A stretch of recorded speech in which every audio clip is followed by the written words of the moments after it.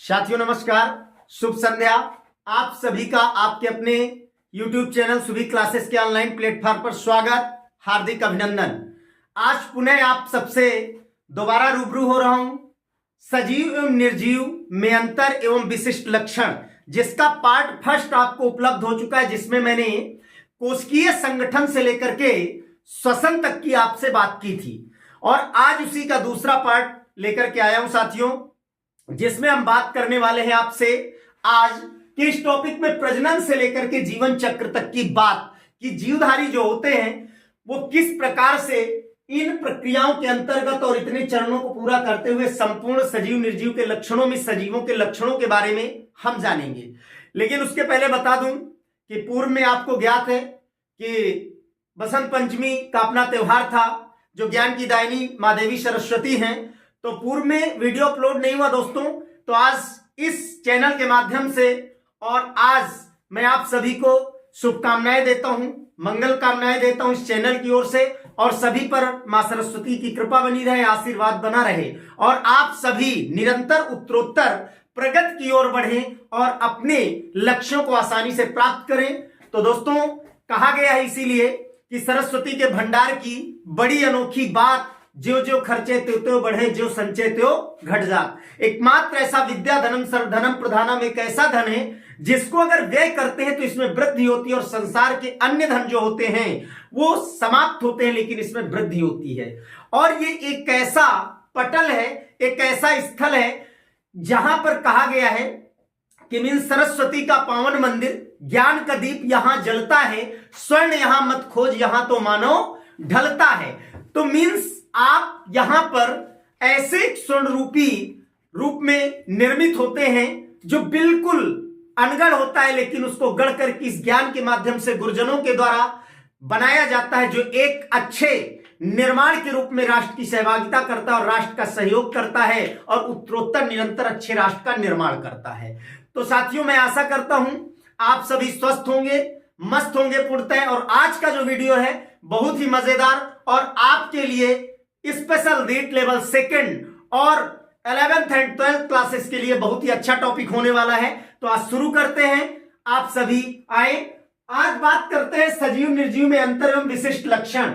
सबसे पहले प्रजनन में हम पढ़ते हैं, जीवधारियों में रिप्रोडक्शन के बारे में पढ़ते हैं।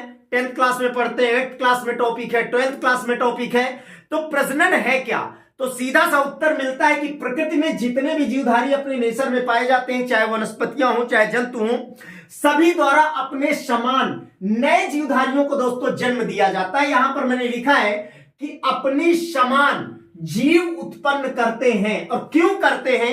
क्योंकि इस नेचर में, इस प्रकृति में हमारा अस्तित्व बना रहे। क्योंकि बहुत सारे जीवधारी हैं जो आज अपने नेचर में, प्रकृति में विलुप्त हो चुके हैं, समाप्त हो चुके हैं, और उनका प्रतिनिधित्व करने वाला कोई भी सदस्य नहीं है। जैसे डोडो पक्षी, डायनासोर्स या अन्य ऐसे वर्तमान में कुछ समय पहले ज्वलंत अगर आप देख लें तो गिद्ध थे, आज गिद्ध भी अपने नेचर से, प्रकृति से गायब हो चुके हैं। तो साथियों, प्रत्येक जीवधारी प्रजनन क्रिया के द्वारा, यह एक प्रक्रिया है जो किसी तंत्र के द्वारा आरंभ होती है। जो अंग होते हैं, अंग मिलकर के तंत्र का निर्माण करते हैं, जिसे हम रिप्रोडक्टिव सिस्टम कहते हैं। और उसके द्वारा जब इस क्रिया का संचालन करते हैं तो अपने समान नए जीवधारी उत्पन्न करते हैं, उससे उनके वंश का अस्तित्व बना रहता है। इस नेचर में, इस प्रकृति में अपना अस्तित्व बनाए रखते हैं। तो प्रजनन क्यों करते हैं? तो मैंने बताया, अस्तित्व को बनाए रखने के लिए प्रजनन की क्रिया करते हैं और जीव उत्पन्न करते हैं। कैसे जीव? अपने समान, जिनको मैं यहां लिख देता हूं, क्या कहा जाता है? संतति। क्या कहा जाता है? संतति। अपने समान जीव, यानी जनक के द्वारा जो उत्पन्न किया जाता है, पैतृक जीवधारी के द्वारा जो उत्पन्न होता है, वो संतति कहलाता है। ये सभी जीवों में प्रक्रम पाया जाता है और सभी जीवधारी अपना अस्तित्व प्रकृति में इस प्रक्रिया के द्वारा बनाए रखते हैं। तो प्रजनन अलग अलग प्रकार का होता है, हम सब जानते हैं। जैसे प्रजनन मीन्स जनन, सेक्सुअल रिप्रोडक्शन, लैंगिक जनन, असेक्सुअल रिप्रोडक्शन, अलैंगिक जनन। और इतना ही नहीं, आपने पढ़ा होगा अनिषेक जनन, जो पादपों में विशेष रूप से होता है, और आपने पढ़ा होगा अनिषेक जनन। ध्यान देना है, बहुत ही इंपॉर्टेंट टॉपिक और पूछा जाने वाला क्वेश्चन है। अगर पूछ लिया जाए केला कैसा फल है? अनिषेकित फल है, क्योंकि इसमें अंडाशय जो होता है बिना निषेचन के फल में परिवर्धित तो हो जाता है, इसलिए इसे अनिषेक जनन के नाम से जाना जाता है। जबकि सेक्सुअल रिप्रोडक्शन में नर मादा युग्मकों का संलयन होता है जिसे हम निषेचन कहते हैं दोस्तों, और असेक्सुअल रिप्रोडक्शन में किसी एक ही जीवधारी के द्वारा व्यक्तिगत संतति का निर्माण किया जाता है। तो ऐसे बहुत सारे उदाहरण, जब ऐसा कोई विषय आएगा उस पर हम साथियों आपसे पूरी चर्चा करेंगे।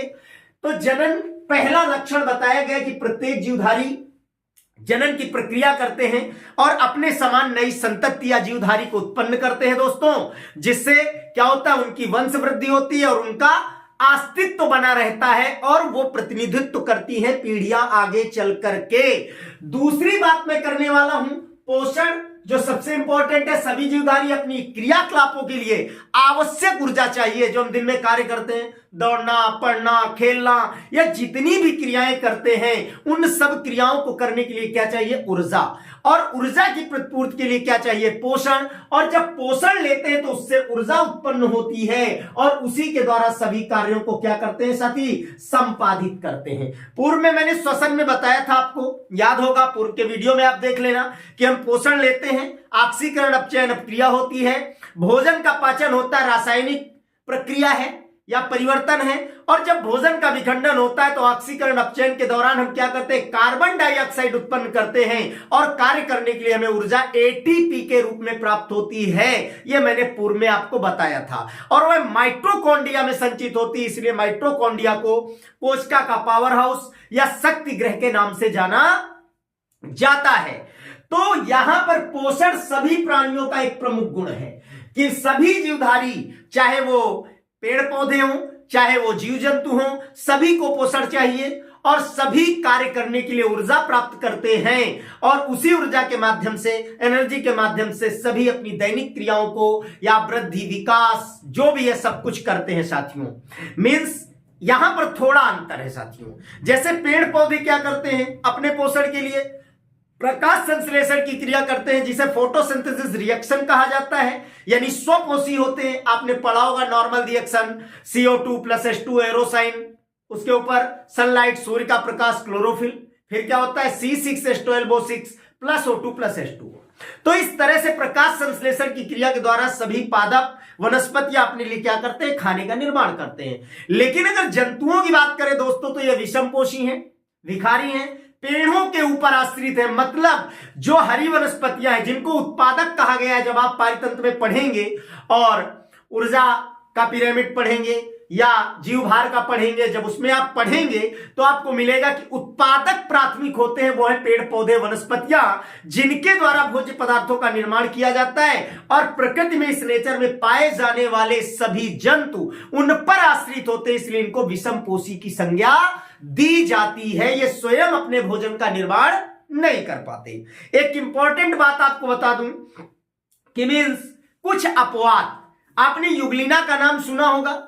युगलिना अपवाद है जो प्रकाश मिलने पर प्रकाश संश्लेषण द्वारा भोजन बना लेता है। जब प्रकाश नहीं मिलता है तो वो क्या करता है? अपने भोजन के लिए सूक्ष्म जीवों का शिकार भी कर लेता है। दोस्तों युगलिना आपने देखा होगा, इस तरह की संरचना होती है, छोटी सी पूंछड़ी पाई जाती है और ये क्या कहलाती है? तो आपको पता होगा, फ्लैजिला, फ्लैजिलेटा, जिसके द्वारा गति करता है, या इसे कसाभिका के नाम से जाना जाता है। तो इस नेचर में सभी प्राणी अपना पोषण अलग अलग प्रकार से प्राप्त करते हैं। सबका अपना अपना अलग अलग भिन्नात्मक रूप है।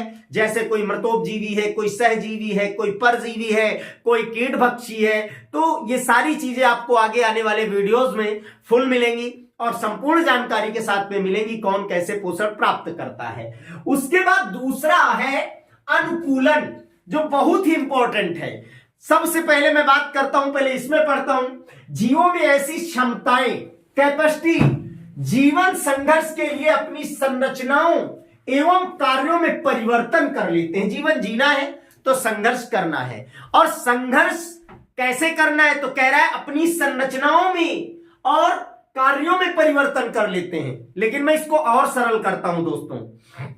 अगर कोई आपसे पूछ ले अनुकूलन क्या है, तो इस पर्यावरण में पाए जाने वाले जो प्राणी हैं वो करते क्या है जिसको अनुकूलन कहा जाता है।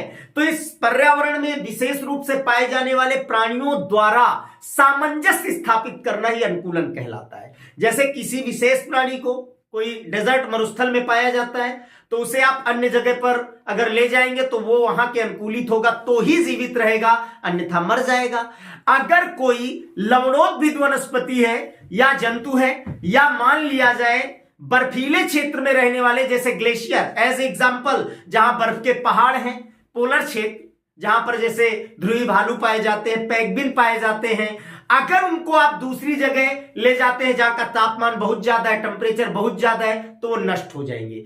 जीवित एक ही स्थिति में दोस्तों रह सकते हैं कि जहां उनको ले जाया गया है उस पर्यावरण के प्रति अपने आप को अनुकूलित करें, संरचना को बदलें या अपने कार्यों को परिवर्तित करें तो ही जीवित रह सकते हैं। इसीलिए मैंने सरल परिभाषा बताई कि प्रकृति में पाए जाने वाले प्रत्येक जीवधारी के द्वारा क्या पर्यावरण के साथ सामंजस्य स्थापित करने की प्रक्रिया ही क्या कहलाती है, अनुकूलन कहलाती है। जो आपका पॉइंट कौन सा था, थर्ड था, मैंने उदाहरण भी दिया।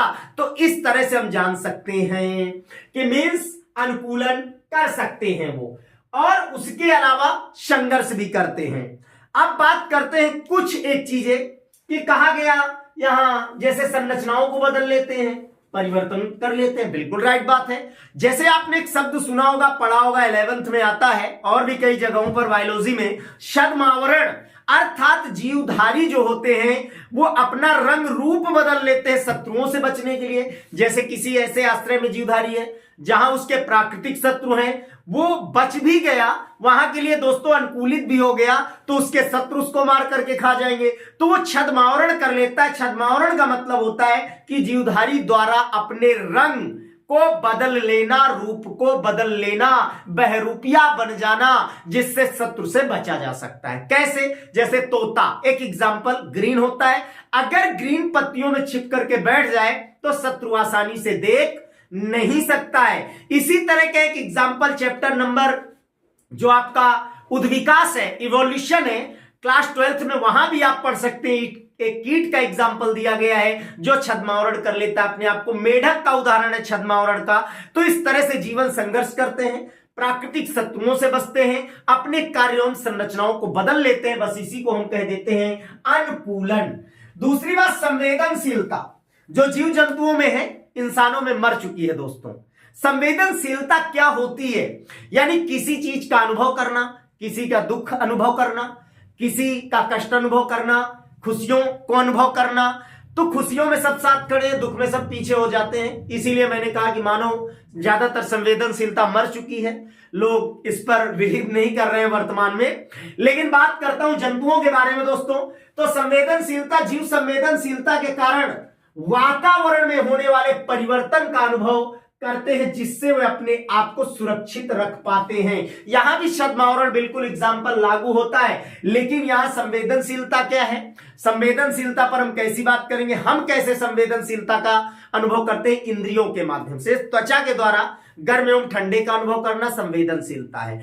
ज्ञानेंद्रियां हैं, 5 हैं। श्रवणेंद्रिया, कानों द्वारा सुनकर के अनुभव करना, आंख द्वारा देख करके उसका अनुभव करना, या जीभ द्वारा स्वाद लेकर के अनुभव करना, नाक द्वारा सुगंध लेकर के।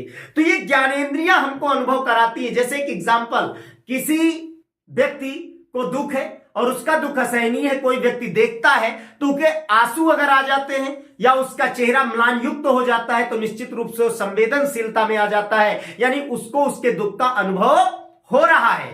तो कहने का मतलब सिर्फ केवल जंतु में नहीं, पादप हो, वनस्पतियां सभी अनुभव करते हैं। इसका एक बहुत प्यारा एग्जांपल दोस्तों देता हूं, और सब आप उस वैज्ञानिक का नाम जानते हैं, जगदीश चंद्र बसु या जगदीश चंद्र बोस, जिन्होंने संवेदनशीलता पर कार्य किया।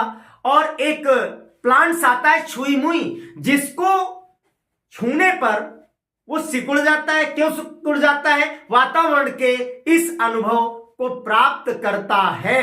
तो कहने का तात्पर्य है कि मीन्स सभी संवेदनशीलता का अनुभव करते हैं और सभी संवेदनशील होते हैं, लेकिन यहां पर पादपों के द्वारा वातावरण के संवेदनशील और परिवर्तनों का बात किया गया, जिसके द्वारा अपने आप को नेचर में सुरक्षित बचा करके रखते हैं। उसके बाद बात करते हैं उत्सर्जन उत्सर्जन एक ऐसी प्रक्रिया है, सीधा मैं बोल देता हूं, इस नेचर में प्रकृति में पाए जाने वाले सभी जीवधारियों के द्वारा शरीर में बने हुए अपशिष्ट पदार्थों को त्यागने या बाहर निकालने की प्रक्रिया ही दोस्तों क्या कहलाती? उत्सर्जन कहलाती है। अब हम बात करें कि उत्सर्जन में, जैसे मैं सिंपल बोल दूं, कोई कार्बन डाइऑक्साइड निकाल रहा है, कोई यूरिक एसिड निकाल रहा है, कोई यूरिया का त्याग कर रहा है, सभी अलग अलग त्याग करते हैं अपशिष्ट पदार्थों का। जैसे ह्यूमन बॉडी में प्रमुख 4 उत्सर्जी अंग है, जिसमें नेफ्रॉन वृक्क सबसे प्रमुख उत्सर्जी अंग माना जाता है, जिससे मूत्र का त्याग किया जाता है, और यूरिक एसिड के रूप में अन्य प्राणी त्याग करते हैं और मानव यूरिया के रूप में त्याग करता है। तो मीन्स उत्सर्जी अंग में सबसे पहले वृक्क की मैंने बात की, फिर लंग्स द्वारा कार्बन डाइऑक्साइड की बात की, जो यहां पर लिखा हुआ है, कार्बन डाइऑक्साइड का त्याग किया जाता है। उसके अलावा त्वचा के द्वारा श्वेत पसीना का त्याग किया जाता है दोस्तों। उसके अलावा आंत के द्वारा यानी अपशिष्ट पदार्थ जो पचित भोजन है उसका त्याग किया जाता है। 4 प्रमुख उत्सर्जी अंग मानव शरीर में पाए जाते हैं। क्या क्या बताया? उत्सर्जी अंग में त्वचा, वृक्क और फेफड़े और आंत, इनसे चारों से अलग अलग अपशिष्ट पदार्थों का त्याग किया जाता है। तो यहां पर कह रहा है जितने भी जीवधारी हैं अपने शरीर से अपशिष्ट पदार्थों का त्याग करते हैं या बाहर निकालते हैं, बस उसी प्रक्रिया का नाम है उत्सर्जन। उदाहरण में कार्बन डाइऑक्साइड, यूरिक एसिड, अगर लिख दिया जाए यूरिया तो कोई अपवाद नहीं होगा। सभी अलग अलग प्रकार से प्राणियों अपने अपने अपशिष्ट पदार्थों का त्याग करते हैं। उसके बाद हम बात करने वाले हैं किस पर? जीवन चक्र, लाइफ साइकिल पर। देखो भाई, लाइफ साइकिल की अगर बात करें जीवन चक्र की, तो हम क्या पढ़ते हैं? हम पढ़ते हैं जन्म से लेकर के मृत्यु के मध्य का समय ही जीवन काल कहलाता है, और जो उसके बीच में क्रियाकलाप हुई, गतिविधियां हुई, उसे हम कह देते हैं लाइफ साइकिल, जीवन चक्र। नहीं, जिस समय क्या होता है? गर्भधारण होता है, निषेचन की प्रक्रिया होती है और ओवा एंड स्पर्म फर्टिलित होते हैं, यानी निषेचन होता है, उसी समय से जीवन आरंभ हो जाता है, तभी तो जीव का निर्माण होता है। 2 कोशिकाएं संगलित होती हैं, कोशिकाओं का विभाजन होता है, ऊतक बनता है, टिश्यूज बनते हैं, टिश्यूज से ऑर्गन्स बनते हैं, अंग बनते हैं, अंग से क्या बनते हैं? सिस्टम यानी अंग तंत्र बनता है, और फिर जीव बनता है। तो दोस्तों उसी समय से जीवन आरंभ हो जाता है, और उसके बाद व्यक्ति की मृत्यु अपने पूरे क्रियाकलापों को करने के बाद हो जाती है। उसे हम क्या कह देते हैं? लाइफ साइकिल, जीवन चक्र कह देते हैं। तो यह कह रहा है सभी जीवधारी बहुत सूक्ष्म भ्रूण के रूप में जीवन शुरू करते हैं। जिस बात को मैंने कहा कि भ्रूणीय व्यवस्था की अगर हम बात करें, एम्ब्रियोलॉजी, एम्ब्रियोज इसको कहते हैं, तो एक छोटा सा अति सूक्ष्म भाग होता है, सेल बहुत छोटी होती है, जिनका क्या मैंने बताया? फर्टिलाइजेशन होता है। फर्टिलाइजेशन के बाद, निषेचन के बाद ही जीवन आरंभ हो जाता है। तो यहां लिखा गया है एम्ब्रियो भ्रूण के रूप में जीवन आरंभ करते हैं या शुरू करते हैं, और पोषण, वृद्धि और संतानोत्पत्ति के बाद नष्ट हो जाते हैं। क्यों? क्योंकि प्रत्येक प्राणी का अपना जीवन काल निश्चित होता है, और उसको उस जीवन काल के अंत में नष्ट ही होना है, क्योंकि जितनी चीजें यहां पर हैं वो भौतिक हैं, और भौतिक चीज जो है उसका नष्ट होना है। सीधा कहा गया है जो जन्मे सो नासा, जिसका जन्म होगा उसका विनाश होगा। उसी सिद्धांत पर वो नष्ट हो जाते हैं। कैसे? पहले बताए गए पोषण करते हैं, और पोषण के बाद वृद्धि विकास होता है, और फिर जनन योग होकर के संतान उत्पन्न करते हैं, और उसके बाद वृद्धावस्था आ जाती है। क्योंकि हम जानते हैं नवजात, नवजात के बाद शिशु, शिशु के बाद बाल्य, बाल्य के बाद किशोरा, फिर प्रौढ़ा, फिर वृद्ध यानी जरा जिसे कहते हैं, और अंत में व्यक्ति नष्ट हो जाता है या जीवधारी नष्ट हो जाता है। संतान वृद्धि कर, ठीक है, पुनः इसी जीवन मरण के चक्र को पूरा करते हैं। कहने का मतलब संतान उत्पन्न करते, नष्ट हो गए, फिर उनकी संतानें आई, फिर उन्होंने जनन किया, जनन योग्य होने के बाद पोषण, वृद्धि किया, जनन किया, और अंत में फिर वो मृत्यु को प्राप्त हो जाते हैं। तो इस तरह से एक लाइफ साइकिल चलती रहती है। कुछ यहां बड़े रोचक उदाहरण लिखे हुए हैं, सबकी अपनी अपनी लाइफ अलग अलग है, जीवन चक्र अलग अलग है। तो यहां पर कछुआ, टर्टल 200 से 300 वर्ष का जीवन काल बताया गया है। अब प्रश्न यह बनता है कि 200 से 300 साल कछुआ तो जीता है, आदमी कौन सा जीता है? आदमी तो मर गया। फिर पता कैसे लगा कि कछुआ का जीवन काल इतना कैसे हुआ? तो हम सब जानते हैं जीवाश्म के माध्यम से, आदि के माध्यम से उनके बारे में हम पता लगाते हैं और उनके बारे में जानकारी प्राप्त करते हैं। उसके अलावा पीपल 200 वर्ष, बरगद भी काफी आयु वाला वृक्ष है, साइकस और सिकोया, दोपहर में बात भी करने वाला हूं कुछ दोस्तों आपसे।